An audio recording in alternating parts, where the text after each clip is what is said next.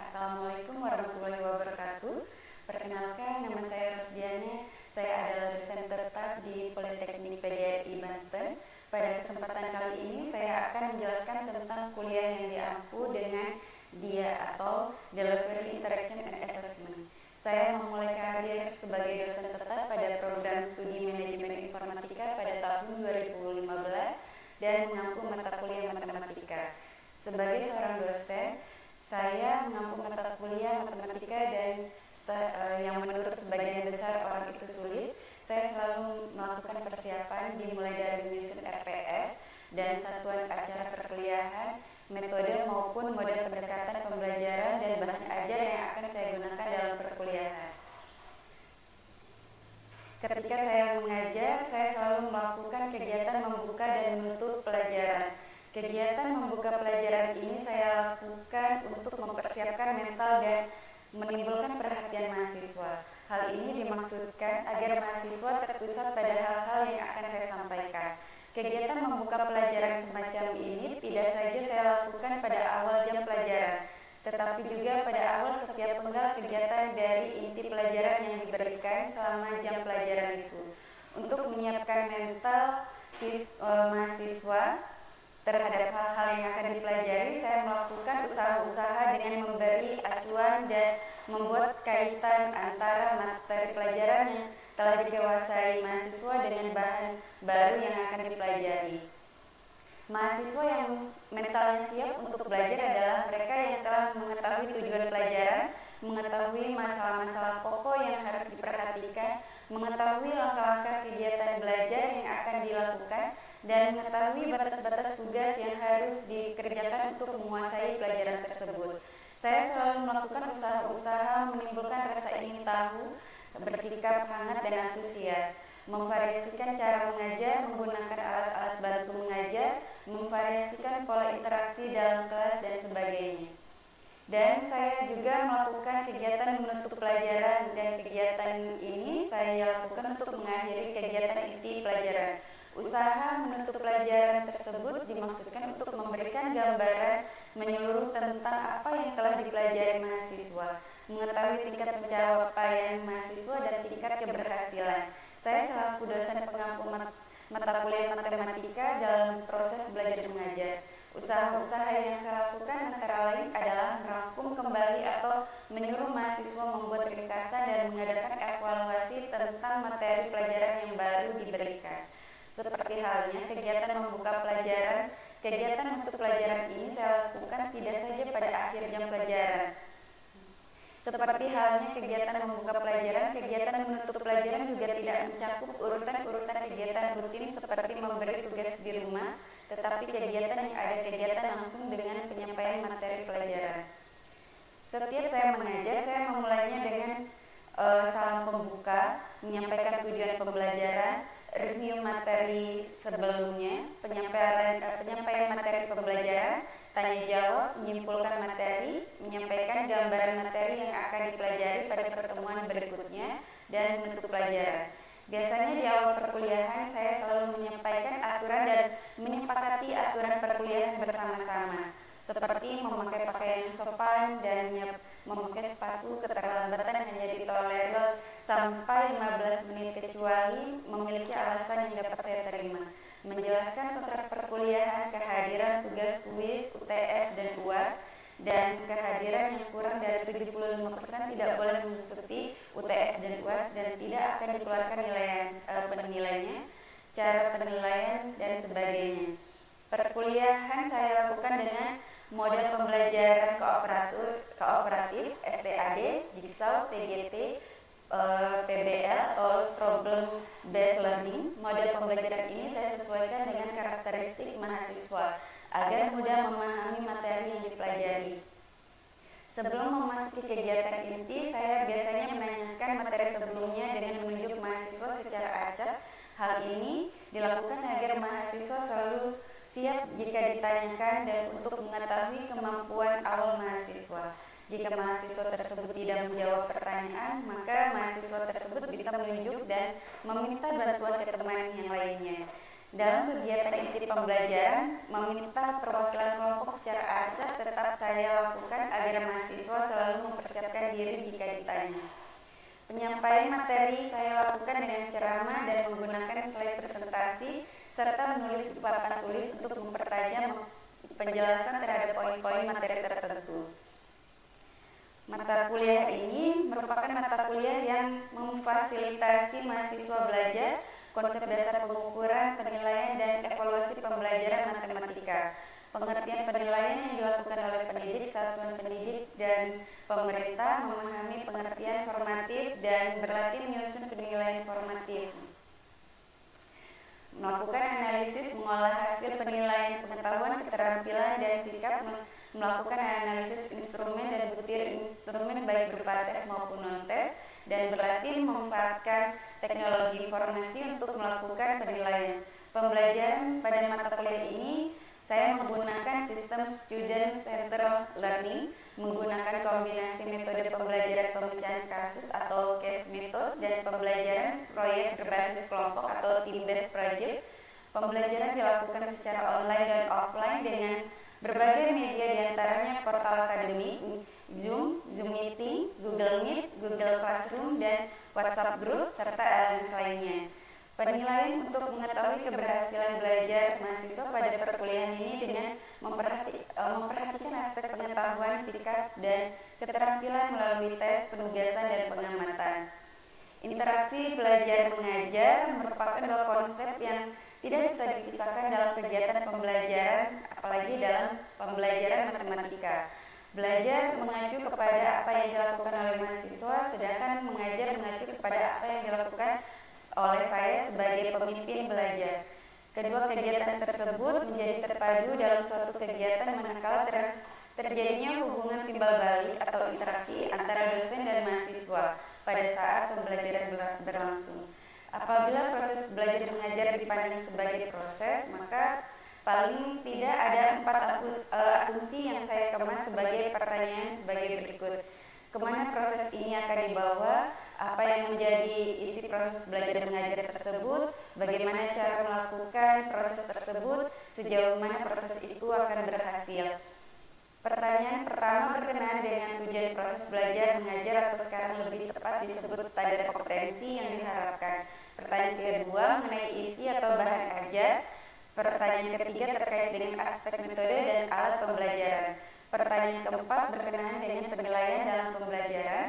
Keempat aspek tersebut yakni standar kompetensi atau tujuan, bahan ajar, metode dan alat pembelajaran, serta penilaian adalah unsur yang membentuk terjadinya kegiatan pembelajaran. Keempat unsur tersebut saling berkaitan dan saling mempengaruhi satu aspek terhadap aspek lainnya. Standar kompetensi yang akan dicapai dalam pembelajaran akan mempengaruhi bahan ajar, metode dan alat bantu pembelajaran, dan juga penilaian. Bahan ajar pun akan mempengaruhi metode dan alat pembelajaran serta penilaian. Penilaian di sini digunakan di samping untuk melihat bagaimana hasil belajarnya, tetapi juga untuk melihat bagaimana berlangsungnya interaksi antara saya dengan peserta didik. Instrumen penilaian sikap ada penilaian observasi, penilaian diri, penilaian teman sebaya, dan penilaian unjuk kerja. Pengolahan hasil penilaian di sini diperoleh dari hasil penilaian harian, penilaian tengah semester, dan penilaian akhir semester yang dilakukan dengan teknik penilaian sesuai tuntutan kompetensi dasar. Hasil penilaian harian merupakan nilai rata-rata yang diperoleh dari hasil penilaian harian melalui tes tertulis dan atau penugasan untuk setiap kompetensi dasar. Dalam perhitungan nilai rata-rata dapat diberikan pembobotan untuk tes tertulis dan penugasan, misalnya 60% untuk bobot tes tertulis dan 40% untuk tes penugasan. Demikian penyampaian dia hari ini dalam pada interaction and assessment, dan ini berupa penilaiannya, penilaian A, B, dan C, dan E sesuai format penilaian yang diberikan di Politeknik PGRI Banten. Dan selanjutnya adalah proses pembelajaran yang akan saya jelaskan di kelas. Terima kasih. Bismillahirrahmanirrahim. Assalamualaikum warahmatullahi wabarakatuh. Waalaikumsalam warahmatullahi wabarakatuh.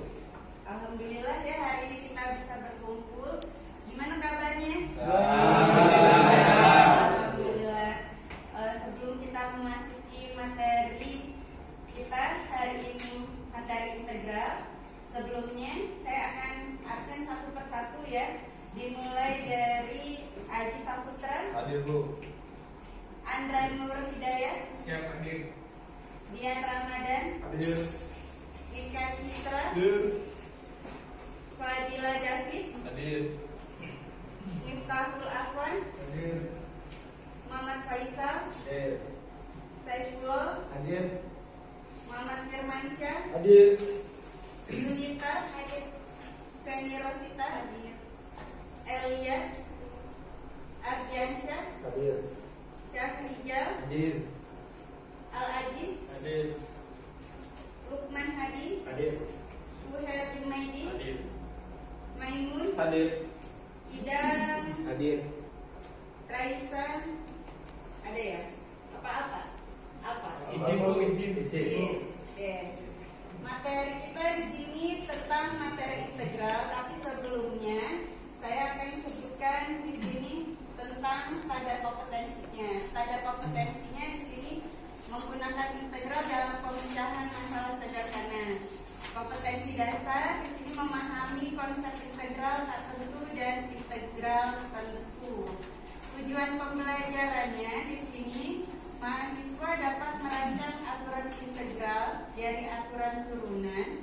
Yang kedua adalah menentukan integral tak tentu dari fungsi aljabar sederhana. Yang ketiga menentukan rumus dasar integral tak tentu. Perhatikan tabel di depan ya. Di sini fungsi x, pendiferensialan fungsi aksen x, terus dikembalikan menjadi pengintegralan. Contohnya di sini ada 3x pangkat 2 menjadi 6x. Berarti di sini 3x pangkat 2 didiferensialkan hasilnya 6x. Nah, 6x di sini kenapa bisa jadi 6x? Masih ingat nggak tentang diferensial? Masih. Ini fungsi f sama dengan a kali n kali x pangkat n dikurangi 1 ya. Maka fungsi aksen x-nya adalah berapa di sini contohnya? Contohnya 3x pangkat 2. Fungsi aksen x-nya sama dengan 3 kali n-nya pangkat 2 ya. X pangkat n kurangi 1. N-nya berapa tadi? 2. Maka 3 kali 2 6. X pangkat 1 ya. Di sini sudah sama kan hasilnya? Sama. Kita lanjut lagi di sini 3x kuadrat ditambah 3 jadi 6x. Kenapa? Jadi 6x dari 3x pangkat 2 tambah 3 hasilnya kenapa 6x? Karena di angka 3 kita kalau konstanta hasilnya 0 ya. Oke. Nah, sekarang kita lanjut. Jika konstanta 3, negatif 5 dan 5 adalah konstanta, maka fungsi x sama dengan 3x kuadrat ditambah c. Dengan notasi integral dapat ditulis integral fungsi x dx sama dengan fungsi x tambah c. Maka di sini integral 6x dx sama dengan 3x kuadrat tambah c. Nah, kalau kita integralkan di sini yang tadi hasilnya 6x, integral 6x dx adalah berapa di situ? 3x pangkat 2 tambah c, karena a dibagi n tambah 1 x pangkat n tambah 1 plus c, hasilnya berapa? 3, n-nya pangkat 2 tambah 1, x-nya 2 tambah 1 plus c, hasilnya adalah x pangkat 3 tambah c. Iya. Oke.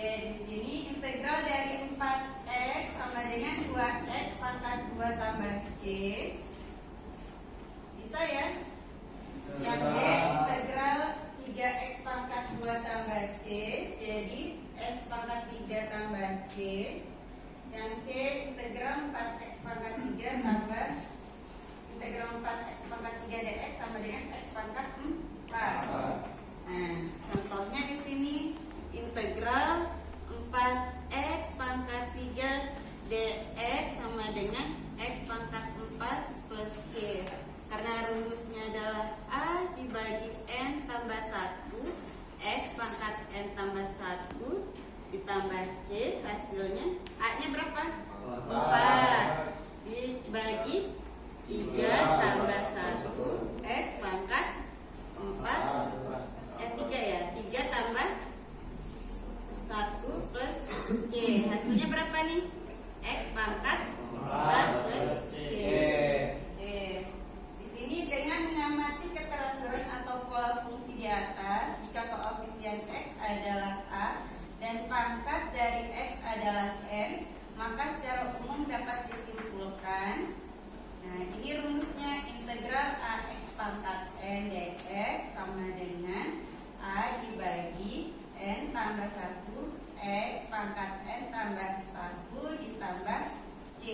Jadi ingat ya, di sini rumusnya integral A X pangkat N dx sama dengan A dibagi N tambah 1 X pangkat N tambah 1 plus C.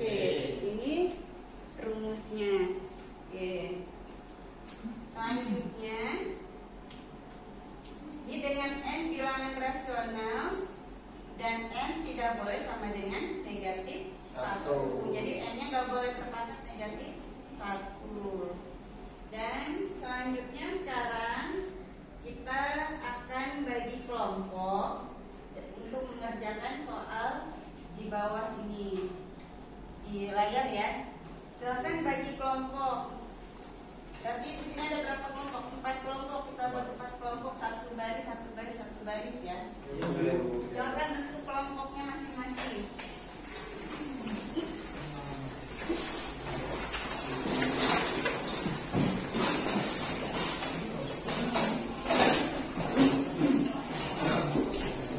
Dikerjakan ya.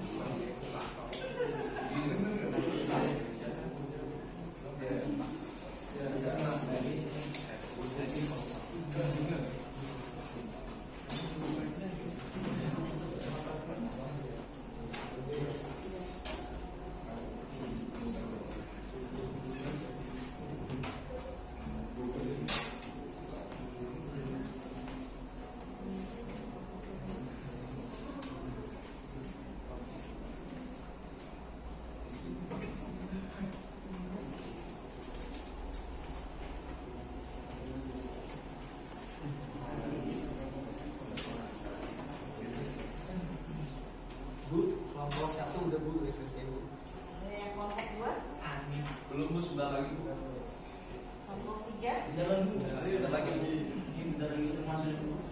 Jadi kesimpulannya Iya. Kelompok 1 ingin menjelaskan barangkali kelompok 1 ingin menjelaskan terlebih dahulu. Boleh. Silakan. Biar kami juga mengerti.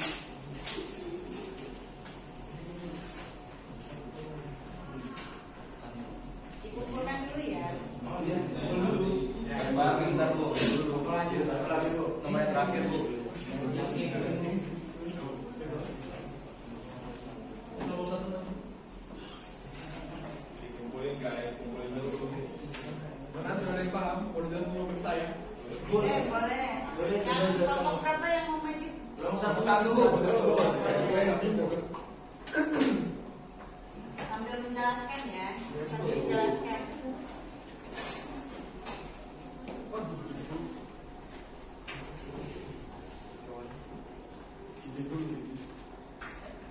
Sebelumnya izin mempresentasikan dari kelompok 1 untuk menjawab soal yang A.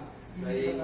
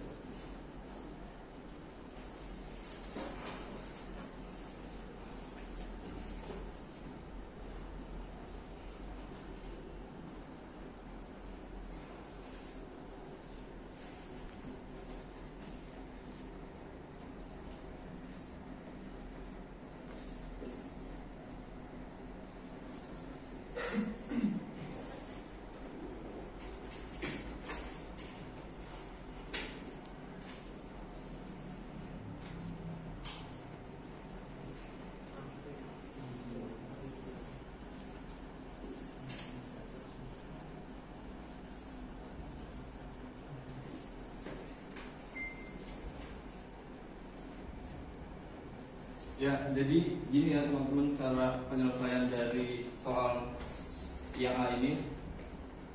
Kan soalnya 2x kuadrat dx sama dengan di rumusnya itu A per n tambah 1 x n pangkat n tambah 1 tambah c.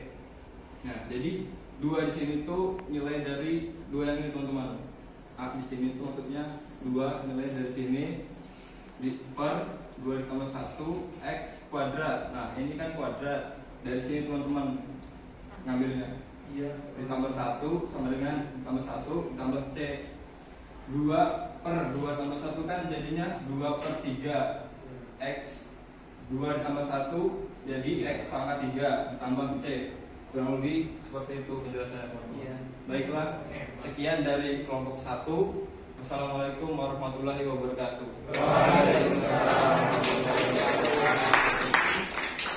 Oke, ya. Sekarang kita lanjut lagi untuk materi minggu depan. Nah, tapi sebelumnya, sebelum diselesaikan ini, di sini ada PR untuk teman-teman ya, untuk teman-teman kerjakan di rumah. Baik, Bu. Ada 10 nomor dikerjakan di rumah, dan minggu depan itu tentang materinya adalah integral parsial. Jadi sampai di sini ada yang mau ditanyakan dulu? Sudah ya. Oke. Bisa Bu. Saya akhiri, wabillahi taufiq wal hidayah. Wassalamualaikum warahmatullahi wabarakatuh. Waalaikumsalam.